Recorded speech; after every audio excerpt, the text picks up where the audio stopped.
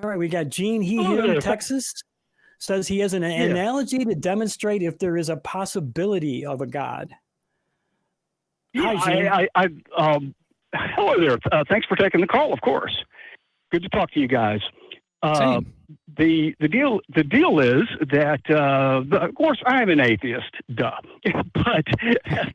I've recently had a conversation with someone who said that God could be a possibility, and I was like, well, actually, we don't even know if that's a possibility. Well, he wanted me to come up with an example of how something could be a possibility, and I think I came up with something just kind of cute and fun, really. And the cool thing is it involves that jar full of marbles that might be even or odd, right? That's been brought up in the past. Yeah, I see. But I'm going to use it in this shelf. I've got one right behind exactly. me. And I'm going to. Excellent.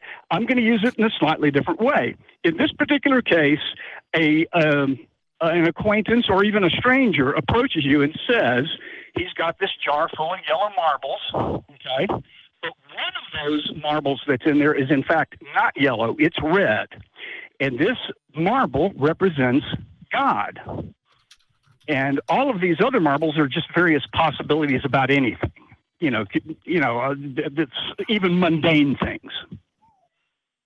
And he says, well, God's in there, and you might reach in and pull that red marble out. And I said, well, I'm saying, well, I don't even see the red marble. Well, trust me, the red marble is in there. Well, he hasn't even demonstrated that it's a possibility that God is in that jar. There's a God marble in the jar. Right.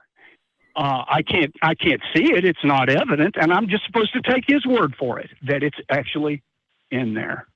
Yeah, Even if it's in there.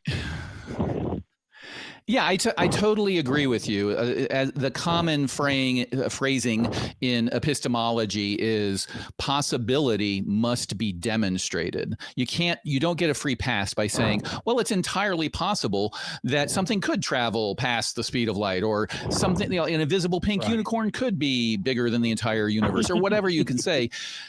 We don't have to accept that because you have not demonstrated that it is in fact possible. And we can come up with mathematical proofs and all sorts of things to demonstrate that something is possible prior to actually demonstrating its effect or its existence, et cetera. So, I agree with you. That's a good analogy to say, you're telling me the marble's in the jar when I can't even see the marble. You haven't shown me the marble. You're just saying it. And put another way, a lot of times people will say, well, it's possible, or as in there's a chance. And then you can say, well, where do you get your denominator in your fraction when you're considering the odds? Because you need to understand every possibility. So how do you figure that out? And they can't. They just like to say it's possible. And I think the common parlance and common sort of social structure is to just sort of nod and say, yeah, that's possible. But because you sound like a little pedantic if you say, well, actually, possibility must be demonstrated. But actually, possibility must be demonstrated.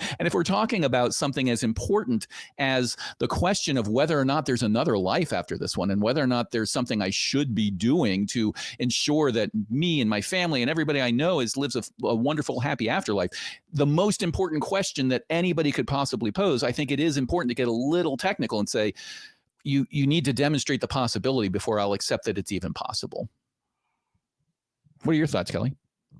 Yeah, I agree. Totally agree. Yeah. You always hear things, people always say, well, anything is possible. A cow could jump over the moon, right?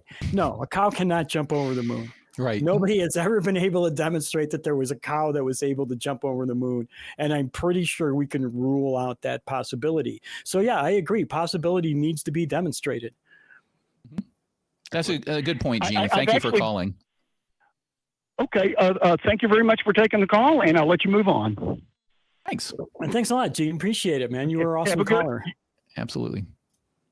Yeah, it reminds me of Hitchhiker's Guide to the Galaxy, a restaurant at the end of the universe. Douglas Adams came up with the infinite improbability drive, where you'd run at a certain improbability, and then everything that was possible at that improbability would happen. And I always thought, that's a little, I don't know.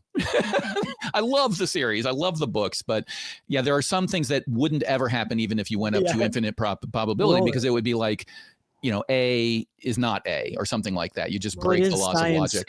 Fiction. Right, so. right. It is? Wait a second.